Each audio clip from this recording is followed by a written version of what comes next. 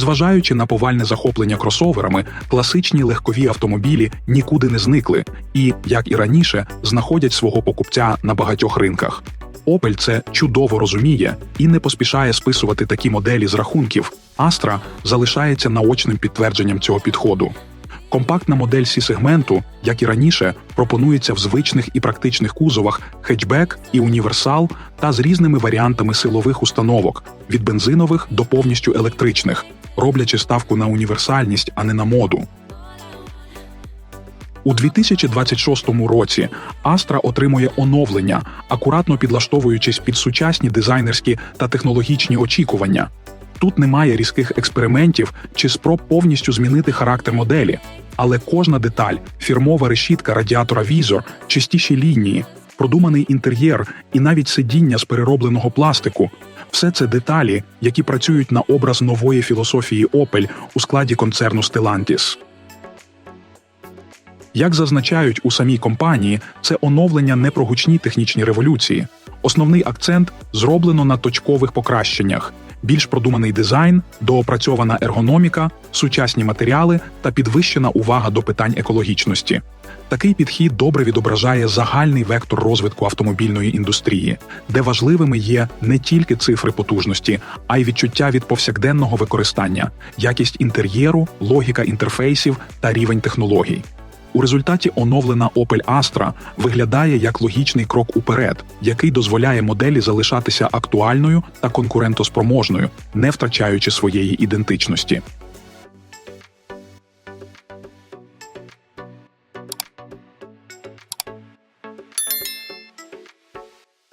Зовнішні зміни нової Astra зосереджені передусім спереду, і тут Opel залишився вірним своїй німецькій акуратності.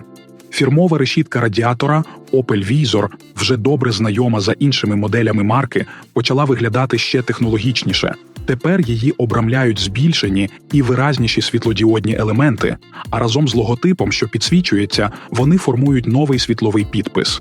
Бампер теж оновили. У ньому з'явилися глянцеві чорні вставки та нові повітрозабірники. Завершують образ нові варіанти легкосплавних дисків діаметром 17 чи 18 дюймів. Примітно, що в Opel остаточно відмовилися від хрому в екстер'єрі Astra. З технічного боку виробник наголошує на новій системі освітлення IntelliLux HD.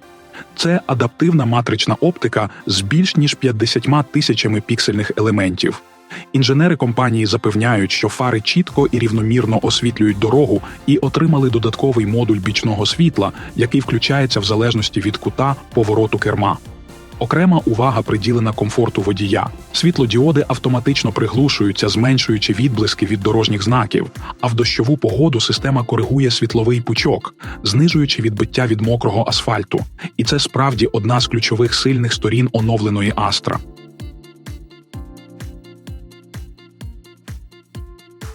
Габарити і пропорції кузова залишилися тими самими, що у 5-дверного хетчбека, що в універсала Sports Tourer. Хетчбек, як і раніше, має довжину 4374 мм при колісній базі 2675, а універсал очікувано більший, він довший, на 268 мм і тягнеться до 4642.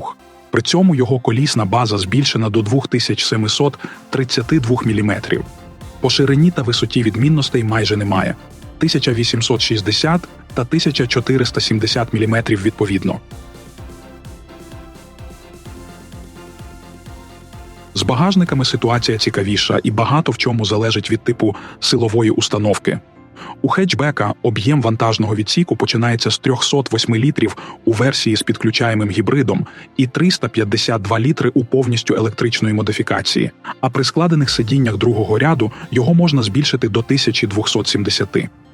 Універсал, як і належить, практичніший – 466 літрів у плагін-гібрида та 516 літрів у електроверсії з можливістю розширення до 1553 літрів.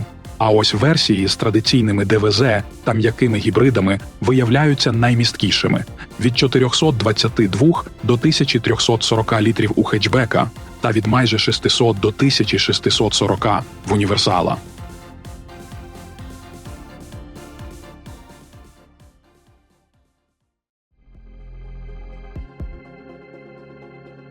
Усередині салону зміни зосереджені у двох ключових елементах. Перше – ергономічні сидіння, які раніше були прерогативою лише топ-версій, тепер входять до стандартного оснащення. Самі сидіння отримали назву IntelliSeats і розраховані на комфорт навіть у довгих поїздках. У них є центральне поглиблення, що знижує тиск на куприк, а чохли повністю виготовлені з перероблених матеріалів. Як опція доступні масажні крісла з функцією пам'яті та електрорегульованою підтримкою попереку. Другий елемент – об'єднана цифрова панель з двох 10-дюймових екранів, яка одночасно грає роль панелі приладів і мультимедійного центру. Цей подвійний екран працює на оновленому програмному забезпеченні зі зручнішим інтерфейсом і став не просто модною фішкою, а центром управління. Через нього налаштовуються клімат, навігація, розваги та інші функції автомобіля. Решта в інтер'єрі залишилося без змін, зберігши знайому атмосферу салону.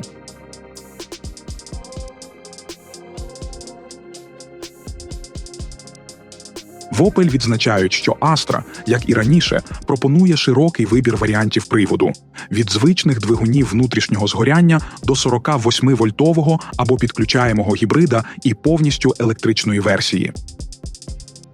Особливу увагу автовиробник при цьому приділяє електромобілю. Акумулятор трохи збільшили – з 54 до 58 кВт-годин. І тепер запас ходу по циклу WLTP досягає 454 км. Це на 34 км більше, ніж раніше. Електромотор, розташований на передній осі, залишився тим самим – 156 сил і 270 ньютон метр крутного моменту.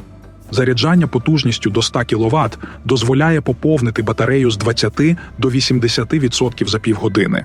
Крім того, тепер електрична Astra може працювати як джерело енергії для електричних пристроїв завдяки новій функції двонаправленої зарядки. Решту лінійки силових агрегатів компанія майже не розкрила. Зазначили лише, що вона залишиться незмінною, щоправда, з невеликими апгрейдами під стандарти Євро-7.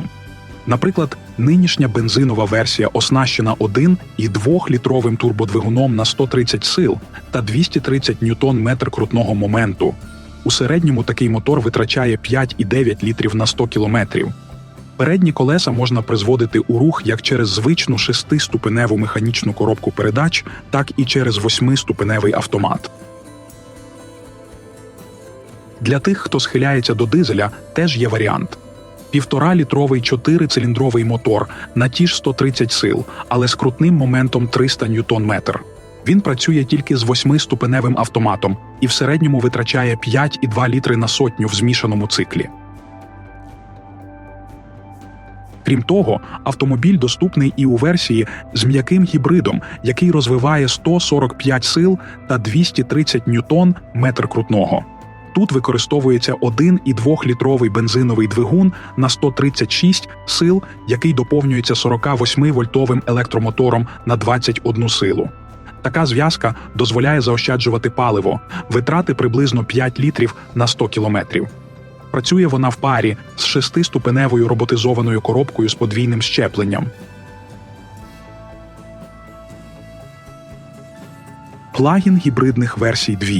Перша поєднує 1- і 6-літровий турбований бензиновий двигун потужністю 150 сил з електромотором на 125 сил та 7-ступеневим роботом з подвійним щепленням. У сумі це дає 196 сил та 360 ньютон-метр крутного. Акумулятор ємністю 17,2 кВт-години дозволяє проїхати до 85 км тільки на електриці. Коли батарею розряджено, витрата бензину залишається на рівні 5,5 літрів на сотню. Друга версія плагін-гібрида побудована за тією ж схемою, але бензиновий двигун тут потужніший – 180 сил, що піднімає загальну потужність системи до 225 сил. При цьому крутний момент залишається на рівні 360 ньютон-метрів. Німецький автовиробник Opel поки тримає в секреті, коли саме з'явиться оновлена Astra і скільки вона коштуватиме. Для порівняння, поточна модель на ринку Західної Європи стартує з 29 400 євро за бензинову модель в кузові хетчбек і досягає 38,5 тисяч євро за підключаємий гібрид. Універсал коштує трохи дорожче – від 33 тисяч до 42 тисяч євро. Що стосується електричних версій, то ціни на них починаються з приблизно 38 тисяч євро за хетчбек, а універсал – від 41 тисячі євро. Друзі, дякуємо, що подивилися це відео. Якщо було цікаво або корисно, тисніть вподобайку, а якщо ще не підписані, обов'язково зробіть це. І, звісно, пишіть коментарі. Завжди цікаво дізнатися вашу думку. Попереду ще багато цікавих оглядів і новинок авто, тож залишайтеся на каналі та зустрінемося у наступному відео.